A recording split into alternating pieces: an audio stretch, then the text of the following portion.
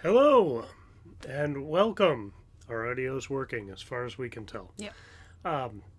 Welcome to Everyone's an Expert. I have a special guest, my wife Ellen, here with me, or Ellie. I don't know. On professional live streams, how do you want to be referred to? Well, let the members vote. See what happens. Sure. Yeah. Let's see what the comments turn out. Yeah. I'm sure it's deeply divisive an issue. Well, the reason Ellie's here is tomorrow I have a video coming out about, really it's interviews with a lot of the people I met at Sound of Silence rally in Custer, South Dakota. And did some interviews, so it's about 26 minutes of interviews with a whole bunch of topics and cool stories of how people got there, how many times they've been to the event, and just some fun stuff I think people will enjoy. One of those topics, as we've talked about here on this show, I guess, is about how to get women more involved, not necessarily buying Teslas. Women do that all the time, but showing that they're there, being a parent. And so there's a great interview with Amber Christian with some of her comments. And so as we were talking through the week, you pointed out that Retta from Parks and Recreation, she's a comedian, has done other things too. That's what most people I think would know her from. She did a thing with the ID4 where it's this kind of augmented reality tour of the vehicle.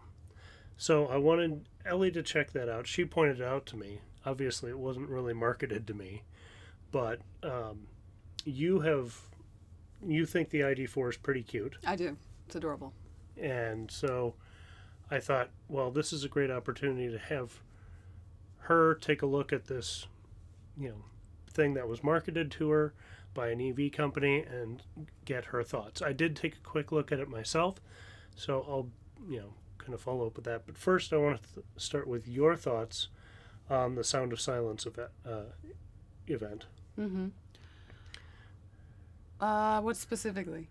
Well, did you enjoy it? Was it brutally boring and nerdy and terrible? No, I was... Parts of it were brutally nerdy, but Spill the tea. It wasn't terrible at all. No, it was fine. It was a good time. All y'all love talking about your cars, but we did end up having other conversations too, and there were great sights and just a lot of great activities too.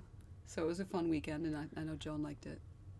Yeah, it was. And yeah, the weather could have been a little better, but what are you going to do about that? It's May in the Midwest. Yeah. So, pretty fun. Mm-hmm. I was surprised there weren't more families there. Did that surprise you? Or is it just like...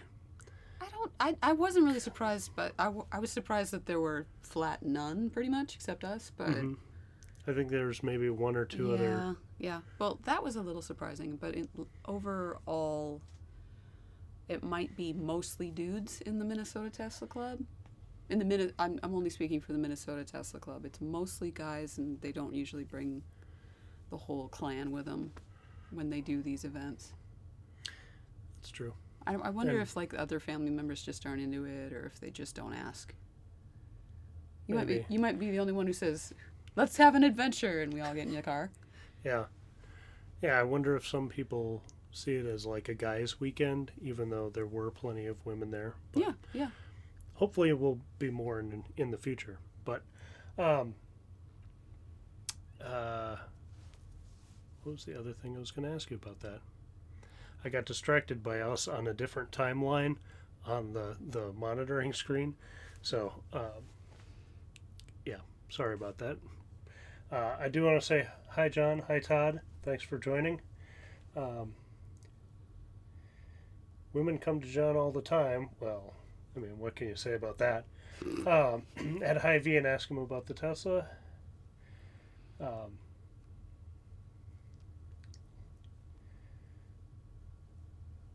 Yeah, Todd asked his wife. Todd's wife was there, so Mm-hmm. very cool. But anyway, was there anything in particular like you wish there was more of or less of? Was it the right amount of activities to see sights, or was it kind of? I felt it was a little crammed in a couple days. Okay. See all these things, but I guess if you go multiple years, you could see more. See different things each year. So Yeah, it's tough to thread the needle on things like this when you ask people to travel from very far away and try to keep them entertained and engaged, but try to let them have time to themselves too. I thought it was all right. I thought that balance was fine. okay. But again, I bailed out on the first night and, and had a Well, bath and read a book while you two were downtown. Well, after the night we had, I talked about it last week. That our daughter didn't go to bed until 3:30 ish, and then was That might have up been at part of it, yeah. 7. So one of us needed a sanity break before trying to get through another bedtime. But that night went pretty well with her, so Mm-hmm. that's good. Yeah. As far as what you told me, I was out drinking. Yes, you were. So let's talk about that ID4 thing. Yeah. So you actually brought it up to me. This is not something I ever saw, and I see plenty of ID4 ads. I see a lot of Mustang Mach-E ads. Before I forget, I wanted to mention I saw a red Mach-E on my way driving back to town tonight. In the sunset, it looked amazing.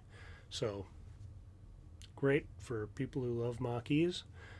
They're out there, and hopefully more will be rolling out soon. So, but the ID4.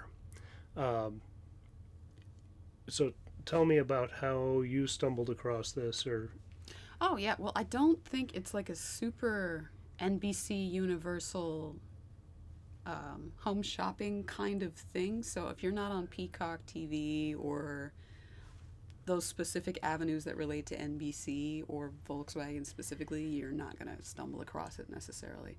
It might be on Real TV, but I haven't watched Real TV in a while. But I've only seen it on Peacock TV when logged in, when using that app. That's the Okay. only context in which I've heard of it. okay.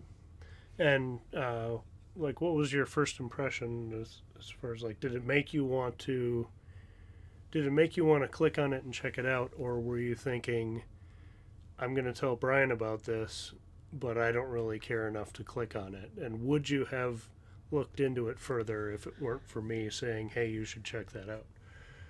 I would have looked into it, well, in a different timeline where we don't already have our cars all set up. I would have clicked on it. I would have pursued it. Like if I were a single lady, or if we were needing a car and you weren't so invested in the one we have, yeah, I would totally have clicked on it because I've seen them in person, thought they were cute, and then wanted to see what they had to offer sort of comparatively, because it's at a different price point. Mm-hmm. And that's going to be important going forward. Yes. So you clicked on you got on the app, Mm-hmm. and it's this augmented reality thing, like I said. So we both did it on my phone, and you have to enable the camera, allow the deal to use your camera, and there was something else you had to allow it to use. Oh, the gyroscope like measurement, so it can tell when you're tilting and angling. And so I don't know if you had to double accept that, or just Nope. since I did it the first time you No, I didn't have to, because you had. I was trying to do it on my Samsung phone, and I wasn't having any luck in the two browsers I was using, so I had to use yours. Okay. But I did have to accept two things, like you're describing. Okay. So NBC could be using our phone right now, our camera right now. So hi, all of you out there in TV land. Okay, so you clicked on it. You went into the. They're gonna be so mad. I'm still not watching Superstore. They want me to so bad. So you clicked into the experience, Mm-hmm. and tell us what it was and what you thought of it. Okay, so ultimately, it's the augmented reality where that's launched from the NBC Universal site that basically asks you to point the camera where you want to picture Retta and where you want to picture the car. And I thought it was a bit, I thought I would take it out to the driveway, but then I thought it'd be funnier if I put it on the back porch, like the car and Retta on the back porch. I thought that'd be cute. And it was. Basically, there's an intro from Retta you can skip and just go straight to the augmented reality for the car specifically. And there's an interior and an exterior selection you can make. And ultimately,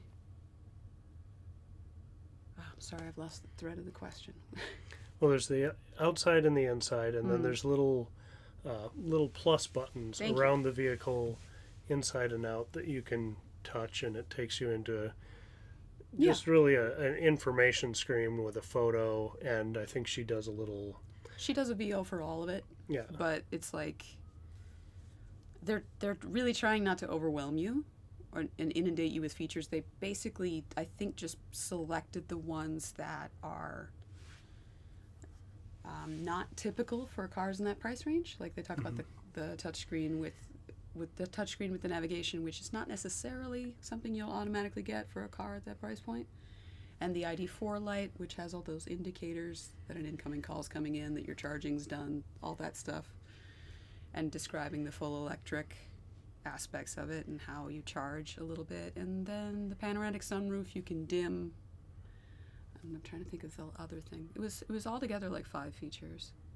So they're trying not to overwhelm you when you select that experience. They really just let you look at it and choose your exterior color and trim color and let it just sink in for you. Oh, you can change the colors and stuff. Okay, I didn't do any of that. Yeah, that's a button at the bottom. And if you skip the intro with Retta, you don't hear that part. Oh. So, well, I didn't skip it. I know. May have not been paying really close attention. So, which color did you choose? Ooh, the one I saw in person, it's adorable, is the black and dark gray. The black exterior with the dark gray interior. But I would love to see in person the dark blue the dark blue they have for the exterior, because that looked pretty promising. Yeah, I've seen that in person, and it's just driving by, but I was like, yeah, it looks pretty sharp. Yeah. It's about the same color as the Model Y. Maybe a shade darker? Yeah. Maybe. But, it's got completely different trim and everything, so. Yeah. And it helped that I'd seen the car in person prior to then at a supercharger and got a good look at it. And it's hard to tell from, just the point of development it's in now, because if you look it up in Car and Driver, you can't see it in anything for scale next to it. Mm-hmm. But in person, it's really obvious. It reads more like a Volkswagen than an SUV. It's a compact SUV, which means it's not taking up too much overhead space, and it's not going to be tough to fit in your garage. A lot of the space is used very carefully, but it still has good ground clearance. So I'm not sure how they did that, but in person is really where I was impressed with it, because it's looks really cute and unassuming, and it's an electric car that can fit 5 people. Cool. So would you have liked to have seen more features in the thing, or by the end of it you were done with it? No, I liked that it was. I liked that experience specifically was not overwhelming you, because if you're a lady doing a purchasing decision in the family, or if you're doing your own purchasing decision, you have a lot to think about. You got to come back to it. You're not doing a lot of ground research all at once. This is a very intro phase sort of thing, how women shop, and that's pretty smart to lay it out like that. Not to throw too many details at us and let us think about it. And I think a lot of the other commercials I've seen, which were all on Peacock but did not involve Retta, were very much in that vein, like, oh, yeah, this is for families, or this is for just you. And think about it. It's very low pressure. They're easing you into the concept. which is I think a good approach for the ladies generally. Gotta be smooth with the I ladies. know. I was gonna That's say. how I got her. Ta-da! Poof. I have no idea what people are saying. I'm sure they're exasperated with this. Well, you can look at that one after a couple more questions. Oh, I'm sorry, guys. I don't do this much. So to me, when I went into it, I was a little surprised there wasn't more there on one hand. You know, I kind of like saw the different options and I'm like, oh, well, what about this part or what about that part?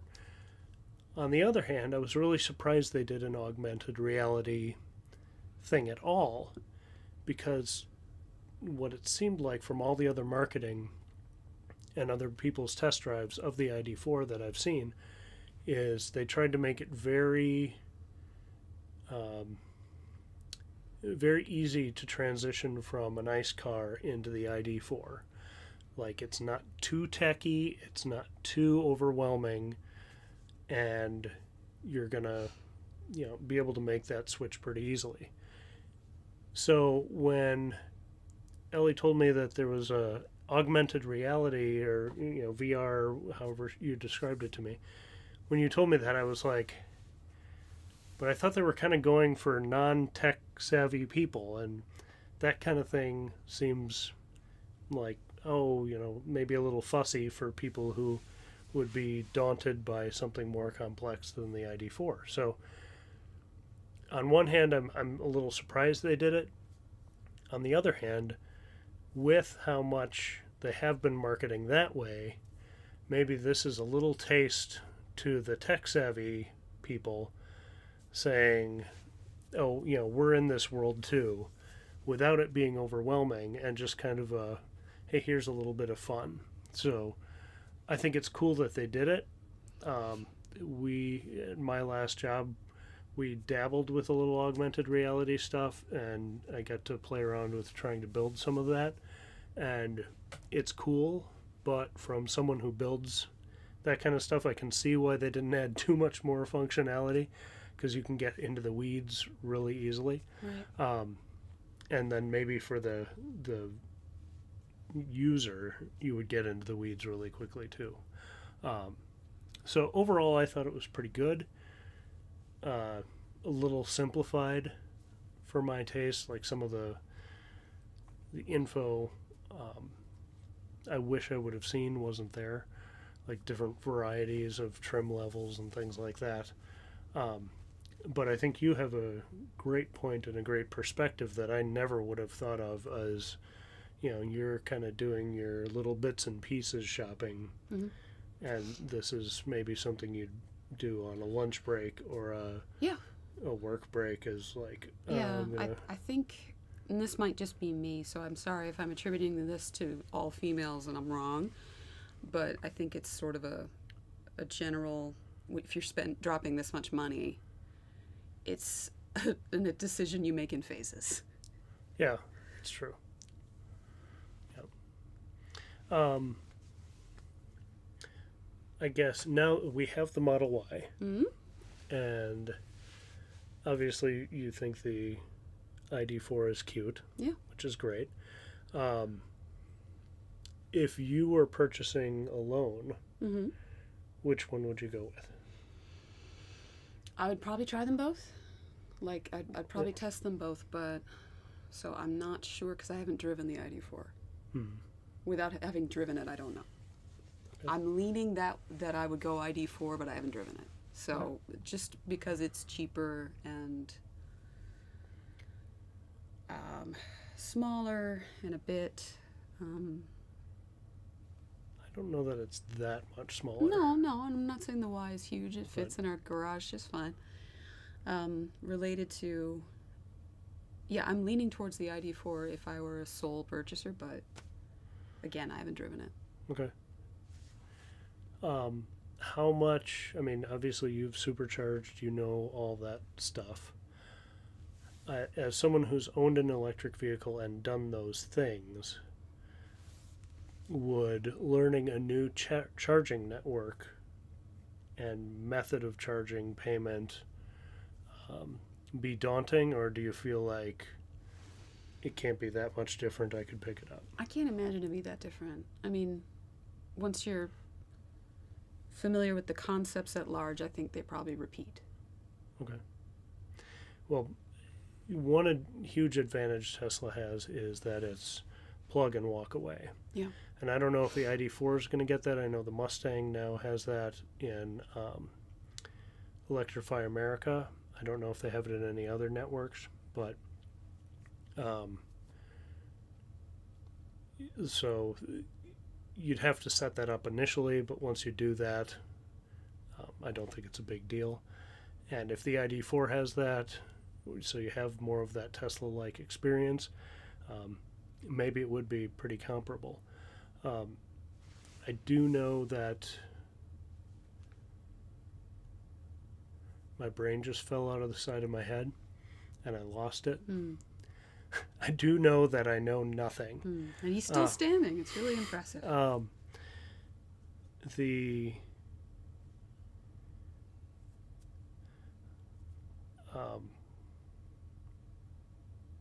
Wow, it's just gone. It was something about the charging curve or something, but most of the time we charge at home. Yep. Wouldn't be a big deal for that. Oh, the Electrify America situation is right now I think there's only one Electrify America station in Minnesota. Oh. And so obviously that changes the game a little bit for traveling. But if you're a mostly in-town person and can wait a couple of years until that network's built out a little bit more with fast chargers, maybe it wouldn't be so bad. It can do all the level 2s that the Tesla can as well, but for fast charging on the road, I think there's only one station in town. So any other thoughts? No, that's, I hope that helped a little. Yeah. I was wondering why they did it, and now I see why they did it. Okay. And that helps. Okay, good. I think it's good perspective. Any other just general thoughts on it or how it was marketed or Tesla, or do you want to take a moment to read through the comments and see if you have any Ellen, answers? get bent. Oh, John further said, okay, John said specifically, women come up to me all the time at Hy-Vee and ask me about the Tesla. I'm not a very scary guy, maybe. That's why. John, are you also adorable? I'm just wondering. And also there's, he's adding to the charge spots they put up for you. Were they 230 or 240? And Todd answered that question. Todd asked his wife to go. Yeah, right. There is no frunk. I forgot to mention that. Thank you, John. And he mentioned Woodbury when you were talking. So. Yep. Yeah. So that's where the Woodbury is where the Electrify America station is. So. Yeah. The fun thing about that, though, I mean, I know there's no frunk for the ID4. However, they do allow you to. It's a very VW sort of feel in that they're letting you see all of the things you're allowed to maintain, which is kind of fun if you're kind of in the VW family anyway. And I know a couple of people who are nuts about VWs just since they were kids, for whatever reason, and that would appeal to them specifically. So I think that's sort of a throwback thing that they realize. Like open up the back on the Beetle. Yeah. And you see all the. Yeah. I mean, You can see. We will show you as much of the moving parts as we can. I think it's a very VW headspace. The reason they put that there, if that makes sense. But yeah, thanks for pointing that out, John. I forgot about that. Yeah. That's all I've got, though. All right. You want to talk about anything else? Well, I'm just sort of in a malaise these days. No, I'm fine. All right. Bye. Well, thank you very much. Oh, I'm in your light. Way to go. My sweet, sweet light. Well, that was fun. I hope you guys enjoyed that. always good to have more perspective and learn a little something, because those are things I never would have considered while looking at that. When I did the augmented reality, I did it at breakfast. And I was going to save that photo and put it up on the live stream, but maybe I'll throw it up on Facebook and Twitter in responses to my posts. But I did the augmented reality thing at breakfast. And so Retta was on my breakfast table standing next to a milk jug, which I thought was pretty funny. But one other thing, John commenting on the no frunk, I actually completely forgot after our trip back from South Dakota about the frunk in the Model Y, because today I was looking for was that trip? No, okay, so last weekend, yes, we've been going and going and going constantly since South Dakota. So we got back, and then that next weekend we went to Memorial Day weekend. We went up to Ellie's family has a cabin up a little north of Mille Lacs. So we went up there, and I got a it's self-inflating with a plug air mattress to try car camping in the back of the Model Y. And it's great, but it's about queen sized. And I didn't have time to test it before we got up there. So I stuck it and actually had to do some extra errands. We didn't get, it was time to set up bedtime by the time I got to test it in the Model Y. So I got the seats all laid down, no problem. Stick this thing out in there and unfold it and go, ooh, this is going to be really snug. And use the I don't know what you call it, the auxiliary plug. It used to be the cigarette lighter plug that they have in the back of the Model Y. And I have, an adapter from that to like a 120 plug. And then this air mattress actually has the inflation fan built into the surface of the air mattress. So that made it really slick. I just, plugged it in and turned it on. And as it inflated, it just kind of crammed in. Like it went all the way out to the doors up by the, up by the front seats and over the top of the back seats.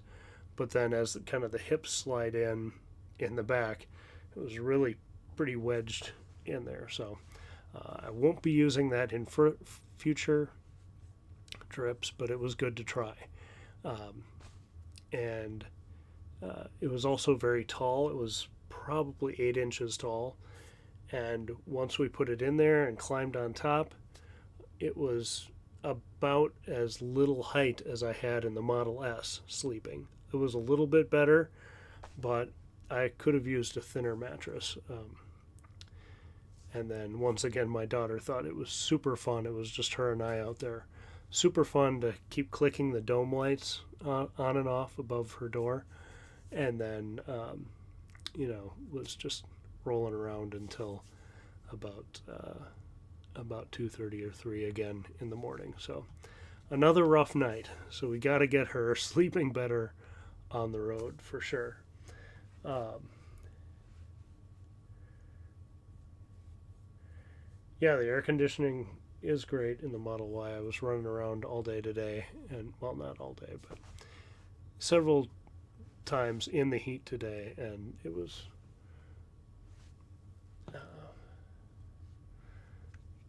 dome lights, whatever you call them. I'm old. But anyway, the air conditioning worked great in the Y, I thought, too. So really happy with that. But I wanted to share with you, like I was saying, we've been running around a lot. This morning, Joan and I ran out to Cars and Coffee at Canterbury and saw Tim was there, Tim Freeze, and bought pretty much everybody else. One other person was there with a Tesla, but he was about to give someone a ride.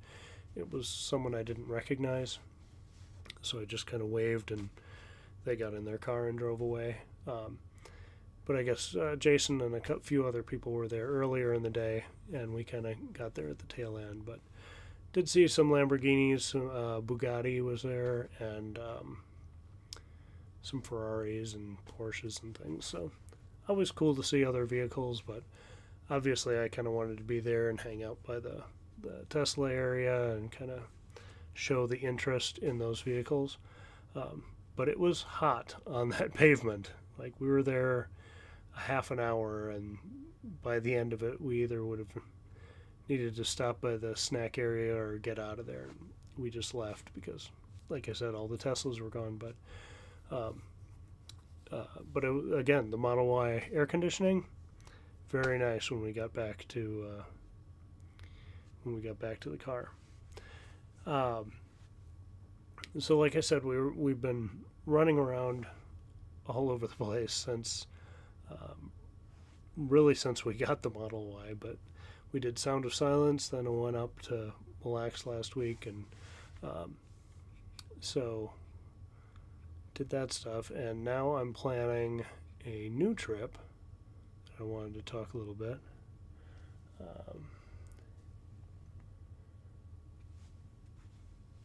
Okay, I will check that out. I've also seen somebody posted in the Minnesota Tesla owners group a really nice looking mattress that I would love, but I don't know if I can bear to spend, I think it's like $430. And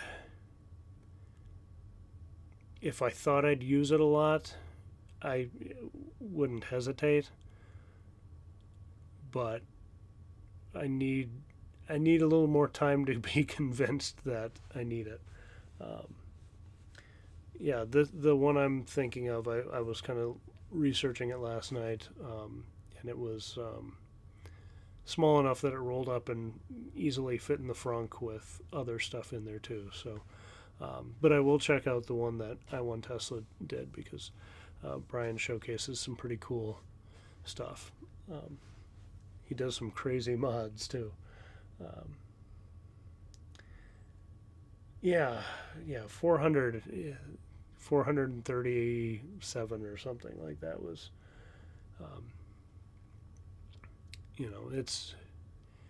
I'm sure it would be perfect and durable and everything. It's one of those that pretty much self-inflates with no pump, and then you kind of just do a little fill with a little hand pump, just to tighten it up a little bit, and then it self-deflates too. And I have a mini version of that I bought last year for the trip out to Montana, so I could sleep in the car in the Model S, and that's great. But this one's taller and more cushion, and like I said, with the other mattress, it didn't really fit the hips of the car. This one is kind of specifically designed to work with that. So I almost bought it, but on this trip I'm about to tell you about, in fact, I'll show you the map right now, because I've got that as my little featured clip here that we can switch to. And hopefully my audio continues through this. It should. Oh, there's me. Hi. I'm just north of Kansas City. So this is the trip I just planned, where we'll be going out to Montana, picking my wife up in Bismarck, and then going back up to Shelby. Well, let's finish the animation and then I'll explain it. I'm trying to get myself in the box there. Oh, hey, you were supposed to stay. You're supposed to stay on the screen. Let's see if I can get that to hold. There, that should hold now. So my brother's actually going to come with me on this trip. And so it's going to be my daughter and my brother driving most of the way alone. And then we are going to pick my wife. You cannot see the cursor. Okay.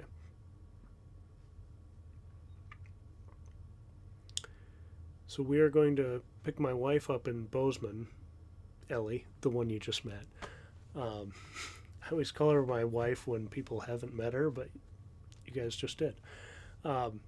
So we're going to pick her up in Bozeman, and then we're going to go up to Glacier National Park, which is kind of the left-hand side as you're looking at it, the further west trail up north in Montana. And so we're going to spend a couple days up there, then drive back down, drop her off in Bozeman to fly home, and then go up on the right-hand side, the further east trail up north. That's Shelby, Montana, where the Well Done Foundation is based. And so going to check in on them and see what's happening. Hopefully get some more interviews, some more shots of hopefully well capping or more capped wells. We'll kind of see what stage they're in at that point.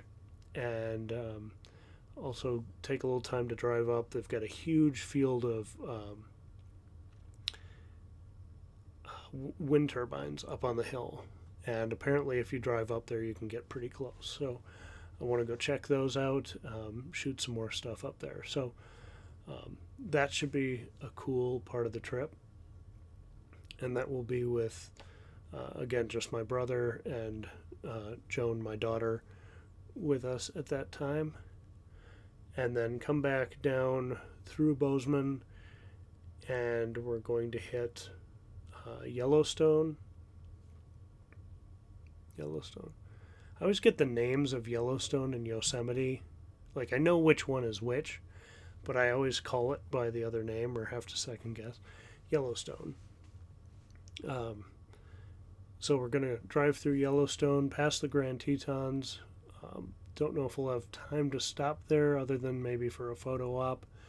And then down through northern Colorado, through, what is it? It's Steamboat Springs, I think, and Rocky Mountain National Park. And then once we get kind of to the east side of the mountains again, just hammer it home and get there as, get through Nebraska as painlessly as possible, hopefully. But I also hope to hit the new Sioux City supercharger that just went live a couple weeks ago. I went to college in Sioux City. I'm not bragging. But did go to college in Sioux City, so I think it'll be cool to drive through and check that out. And one other thing I forgot to mention is we are going to be stopping on the 17th. We're leaving on the 16th. And then on the 17th from 4 to 7 p.m. in Bismarck, North Dakota at the state capitol, they're having a kind of an EV rally or big EV show to try to add more support for electric vehicles there. And so I was invited to that event and thought, hey, wouldn't that be fun if I could make it out there? And it turns out we can fold it into this trip, so that should be fun. Unfortunately, I'm going to be missing Minnesota events, being gone those weekends, so let me go back, unless anybody wants to look at this map anymore.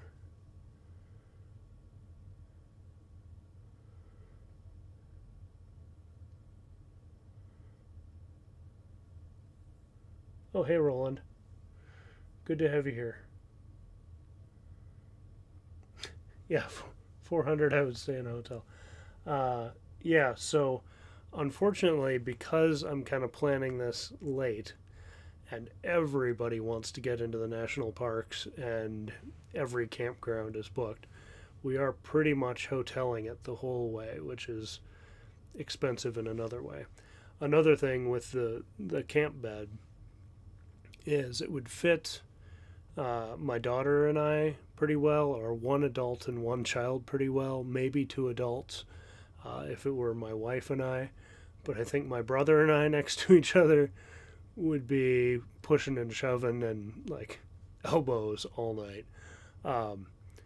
So I think we would also have to have a tent, and so we'd have one or two people sleep in the car, one or two people sleep in tents, and so it's a little disjointed. So for this trip, I didn't see the need to, like I said, spend $400 on a mattress that we probably won't end up using because we are pretty much in hotels the whole time.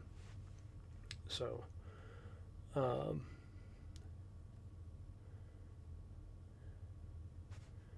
I have this?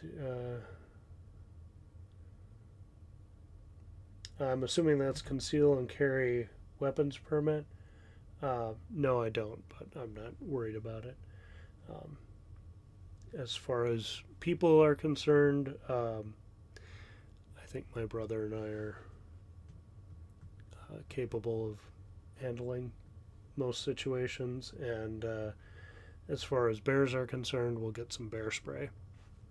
So, yeah, it's not a big concern. My brothers spent a lot of time camping and hiking alone, which I think is insanely stupid. Like, he loves to do it, but he'll go like park his car up in the North Woods and just hike alone and like sleep under the stars, like just lean against a tree and sleep. And he's very, very comfortable in the woods. I'm not that comfortable. I like a tent at least, and a fire to ward off animals. But yeah, he's had some pretty crazy wilderness adventures.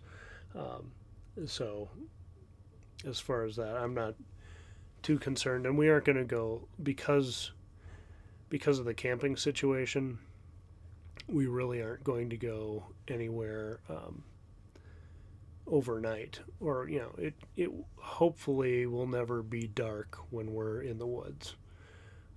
We will bring emergency supplies if something goes wrong, obviously, but I'm not too worried about anything terrible happening. But bad things can happen anywhere, so who knows. But we will be very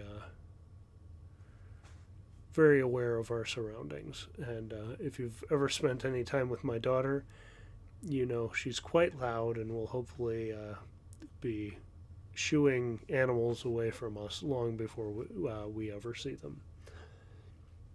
So, yeah, I think we're going to be in good shape. But I wanted to talk a little bit about planning those events. I've said, with the Sound of Silence thing, and really most trips we've done in the Model Y, it hasn't even been worth planning because it's so easy. But here, a Better Route Planner was a huge, and PlugShare were huge helps. I had a bunch of windows open on my computer because I was trying to find where should we camp, how far can we get in a day with a child with us, and how long do we want those days to be with charging. So a Better Route Planner was fantastic for that. Really gave me a sense of, okay, it's saying that's going to be a 6-hour day, knowing how I'll go back to the main screen here. You guys know what America looks like. Should have put some bald eagles on there or something. That hat is straight fire. I still owe you one of these. Hey, Roland, I need to have a couple more hats like this made, if you're still in the chat. I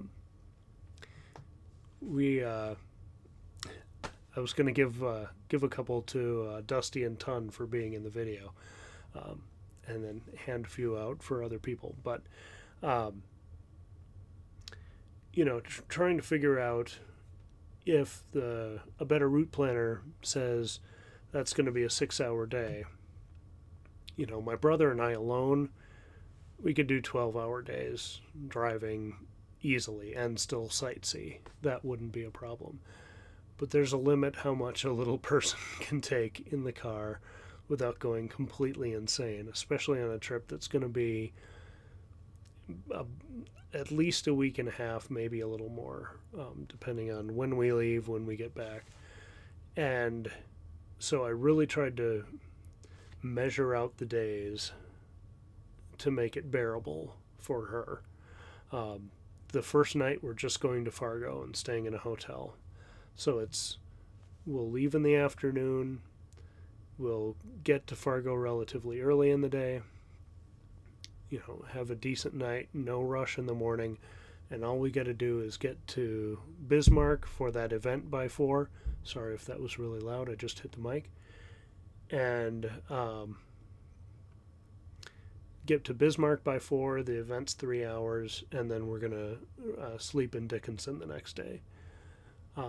Or sleep in Dickinson that night. And in the morning, we're going to visit the Dinosaur Museum, which should be awesome. Really looking forward to that. And Destiny from the North Dakota Tesla Owners Group is hopefully, if she can work it into her schedule, going to give us a personal tour of the museum. So that's super cool. I love that. Super excited about that. So I'm trying to break those days up that it's, like I said, if it were me, I'd go from here to Dickinson and not really think about it, or, myself and my brother have done that. But we need to be kind of plotting those days so it's not miserable, and also packing a bag for her that's easy to get in and out of the hotel room every morning, every night, with just the basics of what we need for sleeping. And that goes for her, and it also goes with me and all my camera gear and computers and everything, because I have a tendency to bring everything and every charger. And every time we get into a hotel on vacation, I've got this nest of cords and cables that are just insane. So I'm going to try to streamline that, still bring every camera I can, get lots of footage, and hopefully make some pretty great videos. But we'll see. We'll see. Trying not to kill myself, as well as plan easy days. Hi Tim, glad to see you here too.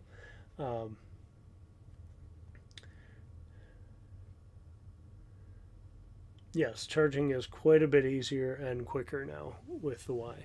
And that's, again, like I was saying a couple minutes ago about the planning with a better route planner, and it's saying, okay, this day I've got planned is 6 hours of driving.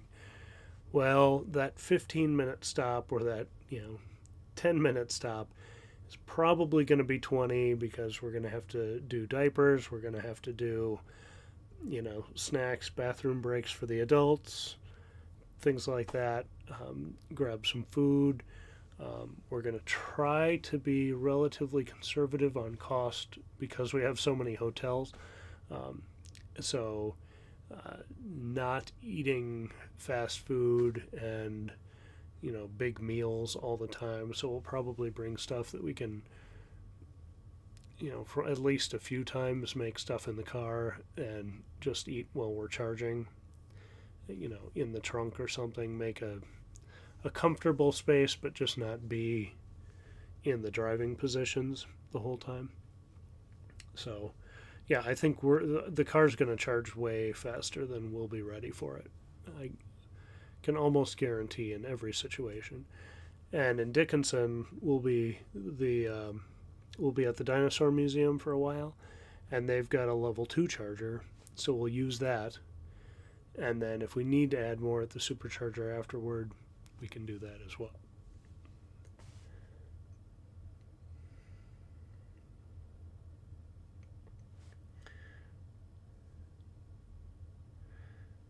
Xcel Energy had a limit of 150 people for unlimited off-peak charging.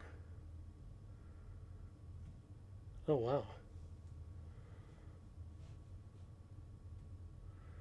So it sounds like that was a great deal for the first 150 people who got in on it. But tough if you're waiting. I just lost something off the desk there. But it sounds like it's tough if you're waiting. So anyway, about the route planning, like I said, I had the different site maps up of plug share. I'd kind of find where, using a better route planner, I'd find where we either want to get to or need to get to each night, and then use plug share to find if I could find campgrounds around any of those places that would have level 2 charging or an outlet or something. Like I said, I didn't find any that that had availability. But I did find a couple hotels that had destination charging. So when we're up by Glacier, if the hotel isn't full of other EVs, we'll hopefully be able to use destination charging in Kalispell, I think is the name of the town.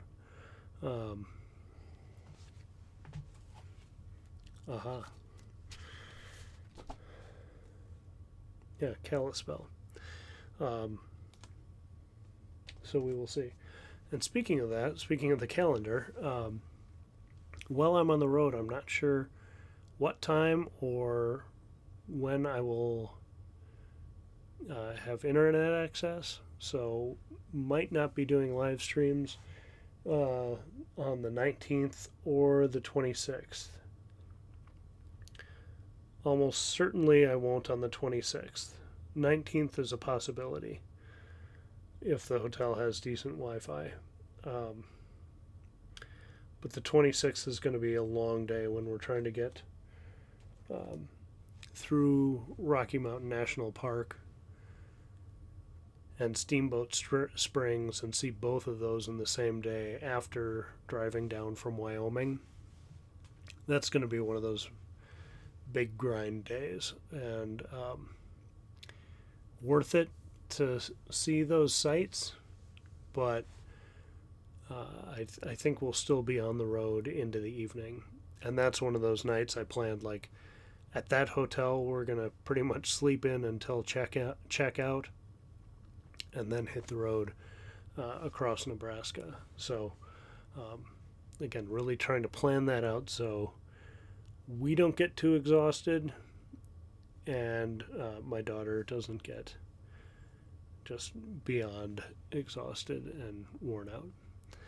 And I'm not so worried physically, but just sitting in the car that many days. And we do have a couple off days built in where it's mostly adventuring, but we'll see how it goes.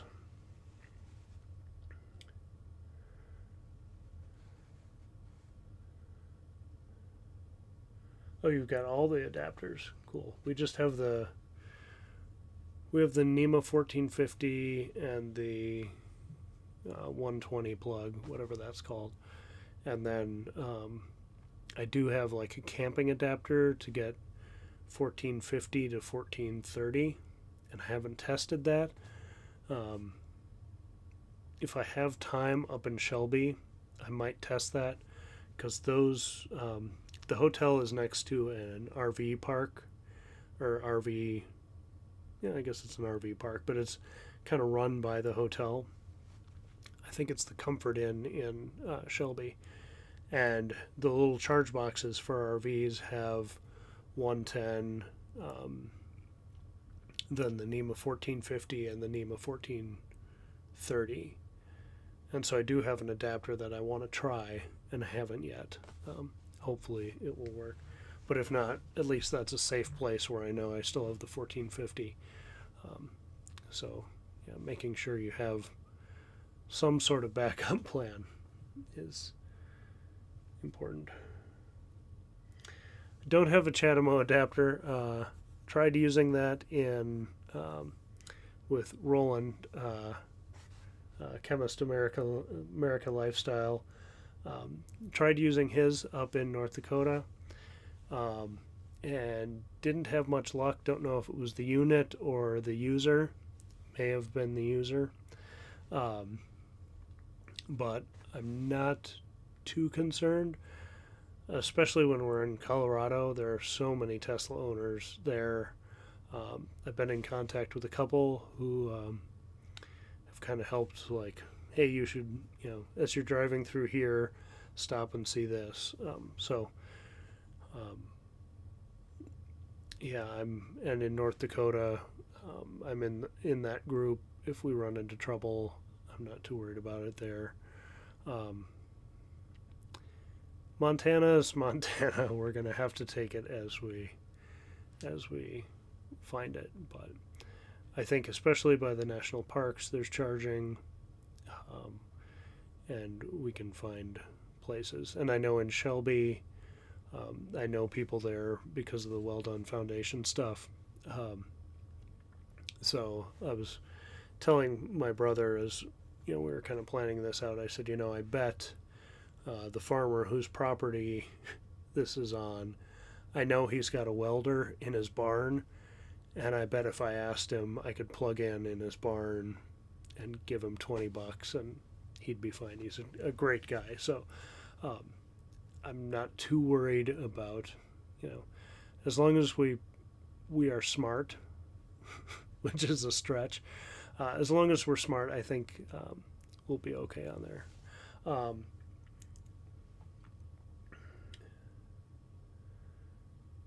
TT30, okay. So, like I said, as I'm out there, this North Dakota event came out in my feed, and then I saw the Minnesota EV owners are doing something on the 17th. Yeah, I think it's the 17th, so we'll be out of town already by then. They're doing another live or like an in-person event. I think outdoors, but I think it'll be the first in-person thing back for them. And then, or I guess for us, but I won't be there, so for them. And then I think on the 19th, there's another big EV event that we were invited to, but we're obviously going to be missing that. So I feel bad about that because I've been so excited about, these events where we can start, maybe getting some more butts and seats again, and giving drives, or like when the birthday thing up in Baxter last weekend. Todd was up there, and just having people kind of look around the cars, hop in, check it out, play with the screen, stuff like that. I'm really looking forward to getting people those EV experiences. So I'm looking for more of those kind of events. I want to do as many as we can. That's why I went to Cars and Coffee this morning. And so, how are you guys feeling about that as far as doing EV events, doing kind of showcases? I think that somebody had one at a church. Another one's going to be in a park. Are you guys feeling comfortable with letting people in the cars or even test driving? Or do you think we should wait on some of that stuff? I'm not the kind of person who's going to be checking everyone's vaccination record. But at the same time, depending on the venue, I'm not sure I want everybody jumping in for a drive. But I have been vaccinated, and supposedly that's relatively safe on my end. So I don't know. It's just weird. As anxious as I am to get back to that state of things, there's a little hesitancy in how far do we want to take it, and how many people at once. in 2019, Mike Horwath and I, and maybe a couple other people, I can't remember, but I remember Mike was there, went down to Mankato and were doing test drives. And it was just, one person would get out, the next person would get in. Hey, how's it going? All right, let's hit it. Yeah, go ahead, nail it as we get on the road. Okay, do a 3 or 4 block loop, answer as many questions as you can. All right, see ya. Next people pile in the car. All right, here's how you go. Nail it on as you get on the road. I don't think I'm ready for that. Maybe by the end of the summer I'll feel good about that. I don't think I'd mind. I don't mind, people hopping in and taking a look and seeing what it feels like and everything. And around my neighborhood, I've got some neighbors who have asked a couple questions. I'd give them a test drive.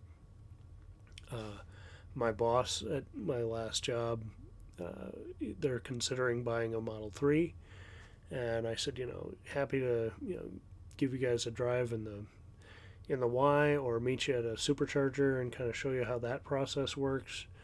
I know, we know there's nothing to it, but that first time it's like, what is this? Am I missing something? So I'm feeling really good about that kind of stuff, that level of stuff, but be interested in where everyone else is on that.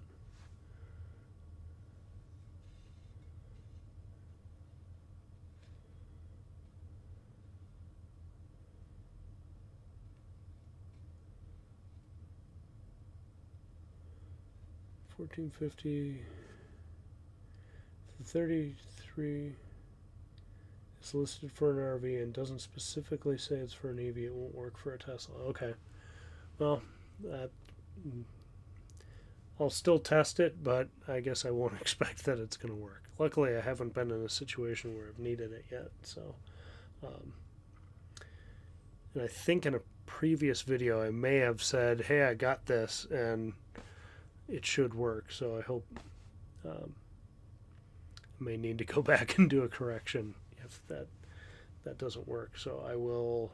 I should probably test that out sooner than later. Thanks, Tim. Yeah, the last weekend was fun. No radar and Tesla. So I do have a couple thoughts on that.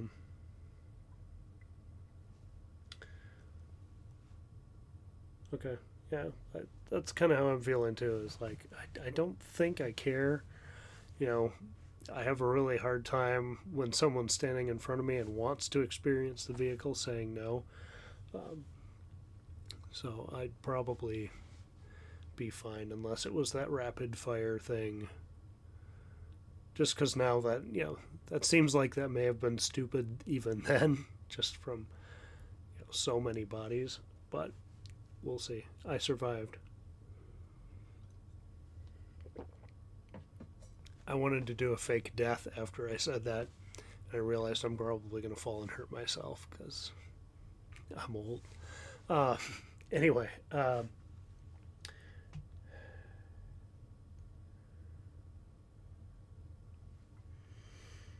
Oh yeah, Tim, if you've got that plug and would be willing to do a test, I'd be happy to run over and that would be awesome if we could check that out. Because then it's just, if it doesn't work, it's just an extra thing I don't need to carry. Like I said, I'm not going anywhere too off the beaten path.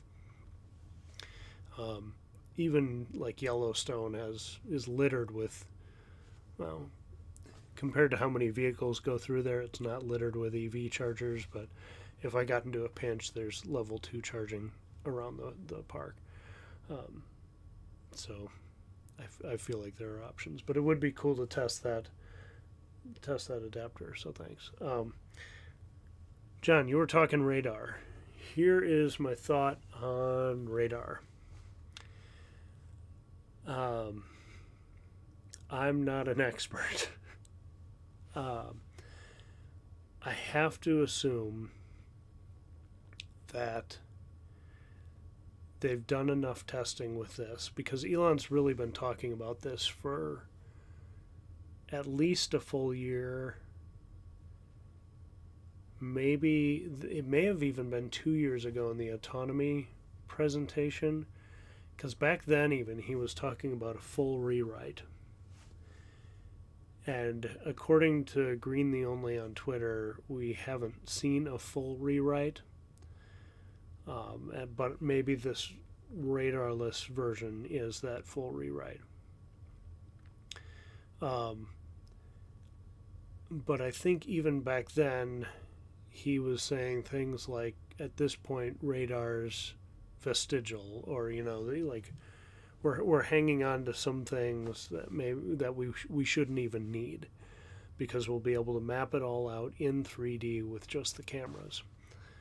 I'd have to go back and watch that presentation, but I feel like he or Andre Karpathy was talking about that.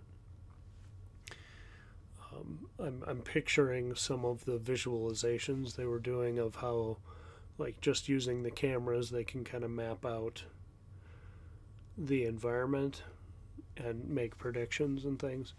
And I remember it was pretty wireframey, but I wonder if that did include radar. I got to go back and watch it. I just saw it pop up in my YouTube thing of, like, watch this thing from 2 years ago, and I was like, wow, that was 2 years ago already, and they were thinking they'd have it done by December. Didn't quite happen. Hopefully by this December we're closer, but it's a tricky problem. But I have to imagine, if they've been working on it since then, and the thing that was, if they keep consistently finding that the thing that was holding them back was trying to sync up the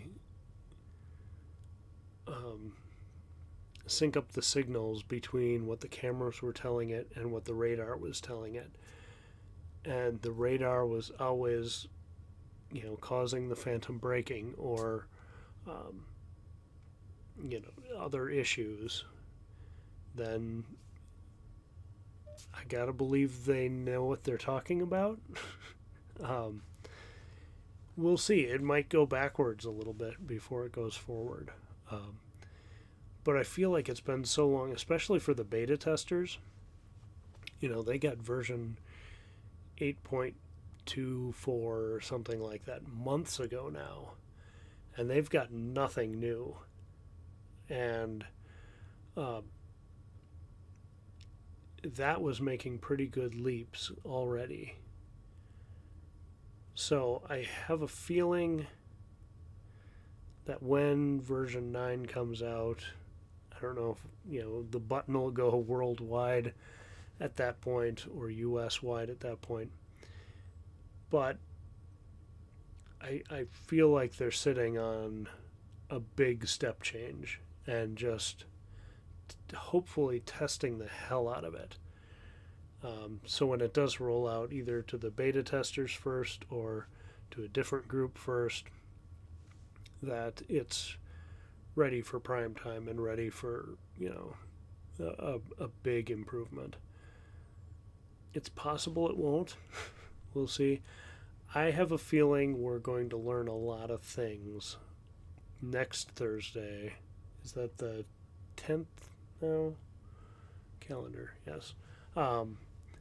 Next Thursday to the 10th, when they do the delivery event for the refresh Model X or S.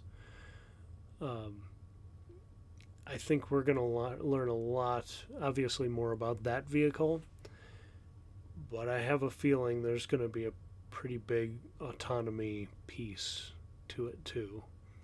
And I wonder if that's why they delayed a week. It could have been a parts issue that made them delay a week, or just let's go over these one more time before we deliver them, because we're going to be competing with Lucid pretty soon. So these have to be spot on. I'm not sure what those final checks are, but I guess I have to trust that those guys doing the machine learning really do know what they're talking about. And it's going to be very apparent very quickly if they're wrong. And I'm 99% sure that they would be leaving whatever harness to attach radar to the computer. I have a feeling they're probably leaving that piece on. So if they have to do a retrofit for a couple thousand Model 3s and Model Ys because it just doesn't work out and they have to go back to it, then I would think they're leaving themselves the wiggle room to do that. If not, then they must be super confident. So again, I'm just cautiously trusting them. And I guess that's what we do when we use autopilot all the time, is cautiously trust them.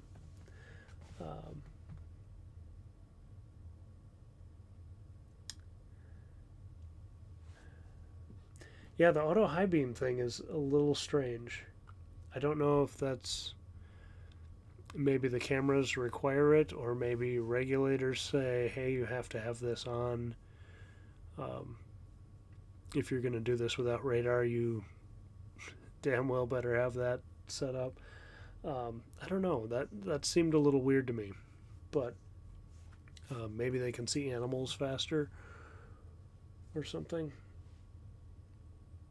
Yeah, that might be the case if the radar's not picking up an object coming at you from the side. Maybe they want more depth of field for the cameras to pick that up.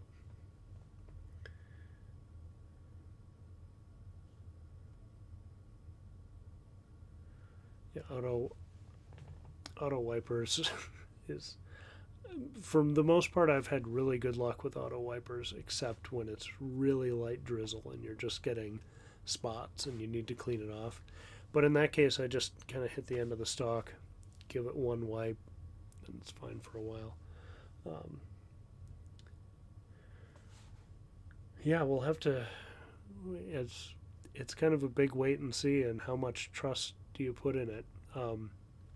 Someone asked on the Facebook group, one of the Facebook groups I'm in, is FSD worth it at 10 grand? And I said, well, really, in my opinion, it's overpriced right now. For what you get, it's overpriced. But if you believe they're going to have most of those features and have your car for 5 to 10 years, it might be a bargain. But if I were buying right now, knowing the subscription model is imminent, I would wait to see what that pricing is before I pulled the trigger on the 10 grand. Definitely would do that if they go up to 14 grand, which I've heard rumors about, but nothing concrete. But if that happened, I would almost definitely suggest people go with the subscription, unless, like we're planning on hopefully keeping the car 10 years, 12 years, something like that.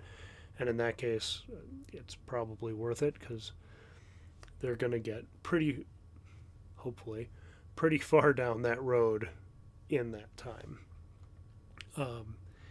And we also see it, I may have talked about this before, so excuse me if I have, but we're also kind of seeing it as an investment to put toward that technology growing, in the event that at some point down the road, my daughter will never be able to drive, but if the car is safe and autonomous and she is able to, travel safely somewhere alone, that would be a huge mobility freedom for her and a lot of other people with disabilities. So on one hand, I want the technology. I think it's going to be awesome and would be really cool, as much as I love driving and on those mountain roads, I'm not going to be using autopilot. I'm going to be enjoying that, or letting my brother enjoy that.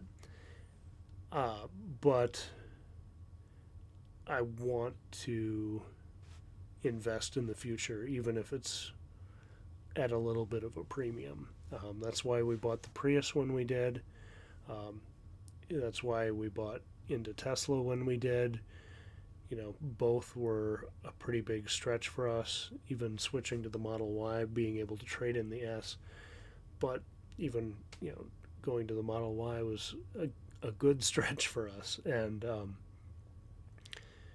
but I believe in, it's kind of putting your money where your mouth is, and saying, this is the future I want. Let's head there. So that's my sappy take on it.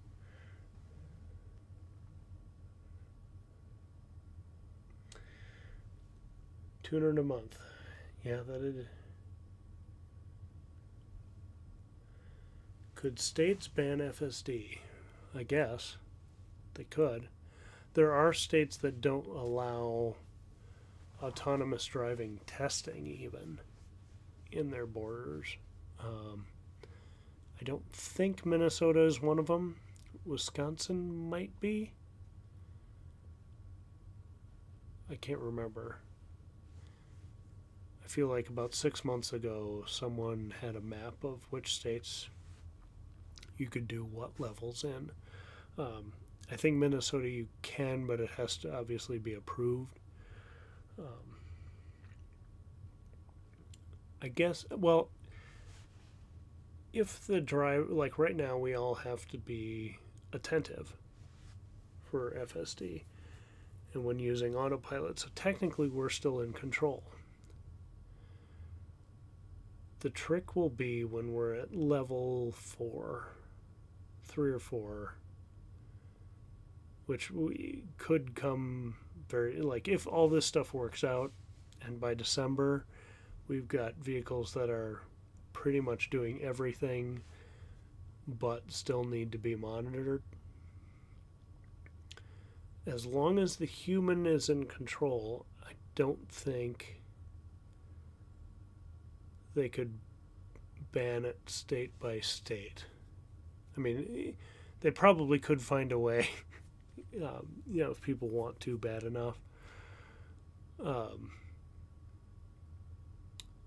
Because that's just how things go. But I feel like if you can always go back to, no, the human is in control. And if they were inattentive, like the crash in Texas and some other crashes, it's like if you were not in the driver's seat, you should have been. That's on you. That's not on the company. People were posting things of like people getting out of the driver's side, like the driver getting out of like pickup trucks and standing on top of it and going, ooh, and then of course it goes off the road and hits a tree and they jump off and practically get run over. That's not Ford's fault. Someone's being an idiot. And not following the safety standards for the vehicle. So I feel like it would be a lot harder to ban in the stage where we're in control. But it is going to take hundreds of thousands of miles driven with a proven, like, hard data safety record. In parking lots, in school zones, in hospital zones, everything. They're going to have to present so much data that it's a no-brainer that no one would be able to refuse it before regulators will sign off on that. And at that point, someone could say, well, we don't care how much safer it is. We don't want that safety in our state. But it's going to be interesting to see how the states navigate the next couple levels. of autonomy. But I'm excited for it. I've had some iffy situations on autopilot, on navigate on autopilot, just a couple things, or just a few situations where it's things I just wouldn't do, or that's rude, and the computer doesn't realize what they did was rude. So there's a long way to go, but we'll have to see. Like I said, I'm optimistic that it's something that can be solved. So yeah, we'll see where things go. It is, holy cow, it's 10:50 already. I'm just looking at my notes here. With other summer butts and seats events, does anybody know if there's anything going on for 4th of July? I thought there was going to be something, but I can't remember where, or for the Minnesotans in the group. Because after that big road trip, I don't think we'll be ready for another monster trip, but would like to hit something in the cities or Rochester or somewhere not too far out in the boondocks for 4th of July. Would love to do an event, get more people. Also, I'm thinking Henderson, Minnesota is near my hometown, and I think they've started doing this again. I gotta see. I think it's Tuesday nights. They do a roll-on, like a classic car roll-in. And I'd love to hit that again this summer. And if anybody is in the area and wants to join up and come down, it would be cool to have, a handful of Teslas come down. Tuesday nights are a little rough, but as far as, the middle of the week, and people have families and lives and things, but I think it would be cool to have a couple different models come down, other than just the very family model of the Model Y. So if people are interested, maybe that would be a good later in July activity. But I'll maybe make an event in either the EV group or the Tesla owners group, and see if people want to attend. I'll see if I know who runs that, and if we could get like a parking lot or something to all kind of gather together and do kind of an EV showcase one night. We might be burned at the stake because it is a very small town, but most people, I was there a couple years ago, and most people were pretty curious and thought it was like worth looking at least. I got a few comments about like, where do the batteries come from? Well, what is the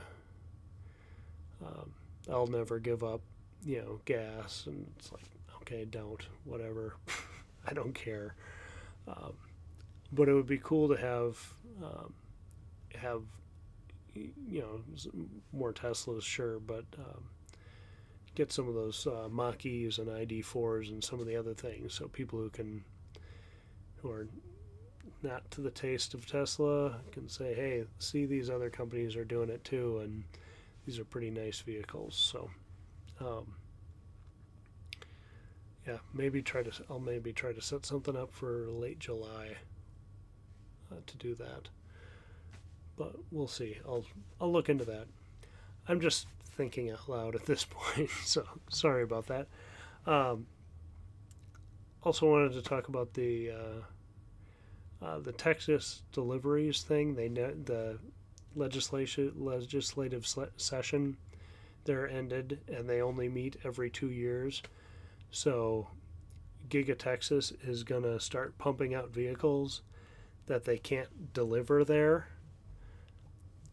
And so the articles I've seen are saying that basically they're, unless they call a special session and pass that within the special session, this isn't going to get resolved for 2 years, which is so dumb on Texas's part, but whatever. Not going to get political right now, but it's stupid. It's very not freedom.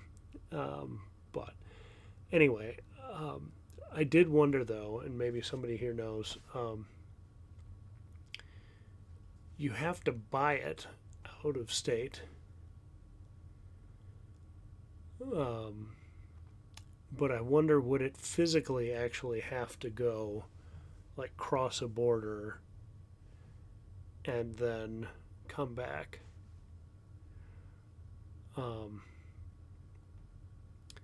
You would, because you could purchase it, because right now in Texas you can purchase a Tesla from Arizona, or can you even buy them in Louisiana? I'm not sure. But like you can buy them in another state. Or I don't know if they have to be like first registered in that other state and then brought over. In that case, I would guess they'd have to physically be there. Because I was thinking, if they just have to come from outside of Texas, could they just have a barge and ship them out to international waters, and ship them back, and go, these are fresh deliveries? Would that be faster than driving them over the border? I suppose you could be pretty streamlined. I need to look at a new map of Texas. Sorry, this is like Tangentville right now, but for some reason my internet's slow.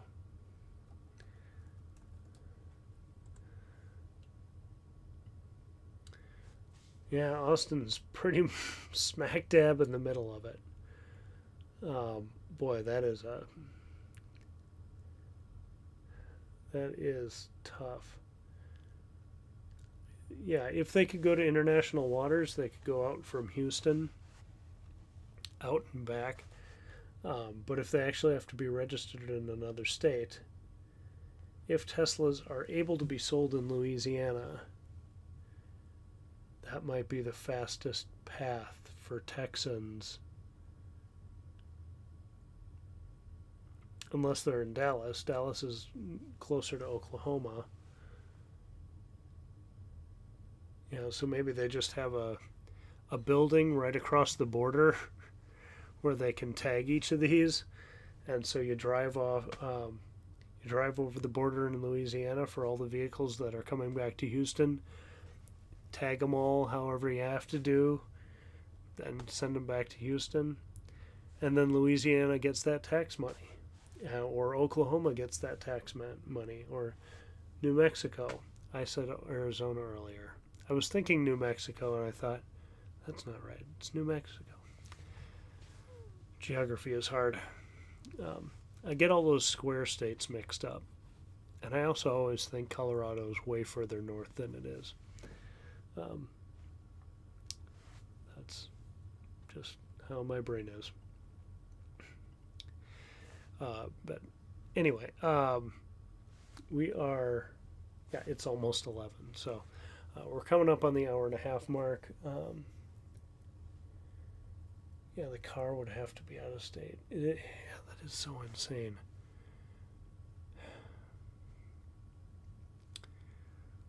I mean, just adding such a hardship to a product made in your state is mind-boggling.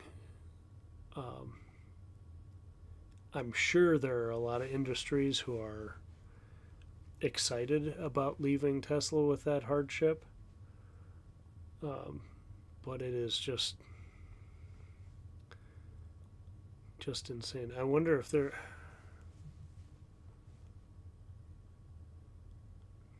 Tesla charges the same with in the by country they charge the same as far as I'm aware. I wonder if they could add special Texas pricing because they have to round trip it.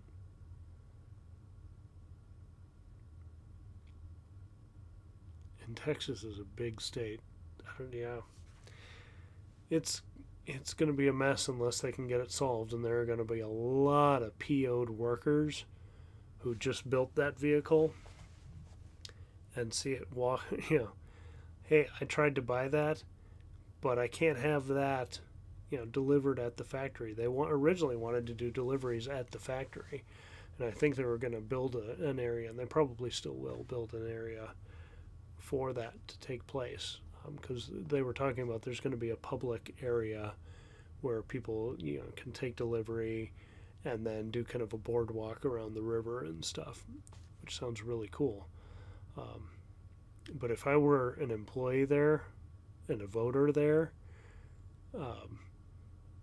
who just built this thing, watched it roll off the line, and I have to wait 2 weeks because it's got to ship in and out and get residency in another